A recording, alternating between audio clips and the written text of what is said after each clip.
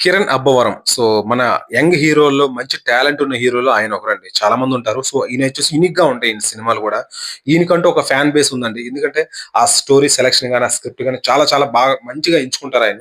So, దానివల్ల ఆయన మంచి మంచి మూవీస్ ఆడుతుంటే మూవీ ఆడకపోయినా గాని మంచి పేరైతే మాత్రం వస్తదండి. సో, అటువంటిది ఆల్రెడీ 'కా' మూవీ వచ్చింది. ఎటువంటి బ్లాక్ బస్టర్ అయిందో తెలీదు. చెప్పాల్సిన లేదు మీకు. చాలా మంచి హ్యూజ్ బ్లాక్ బస్టర్ అయింది. ఇప్పుడు 'కే ర్యాంప్' అని చెప్పి మూవీతో వస్తున్నారండి.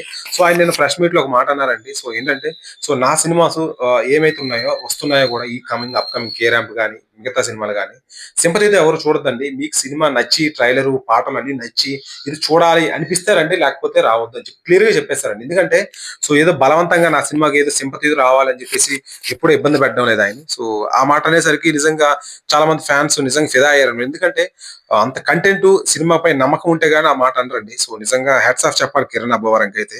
నిజంగా 'కే ర్యాంప్' అయితే మంచిగా ఆడుతాదన్న ఎక్స్‌పెక్టేషన్స్ అయితే చాలా ఉన్నాయి. ఎందుకంటే 'కే' ఆల్రెడీ సూపర్ హిట్ అయింది కదా! సో, ఆ మాట అనేసరికి మంచి ఎక్స్‌పెక్టేషన్స్ ఉన్నాయి. బుక్ మై షోలో కూడా మంచి రేటింగ్ అయితే ఉంది. ప్రెజెంట్ అయితే ఇంట్రెస్ట్ బాగా చూపిస్తున్నారు. చూడాలి మరి నెక్స్ట్ ఇంకొక 2, 3 డేస్‌లో సినిమా రిలీజ్ అవ్వబోతుంది.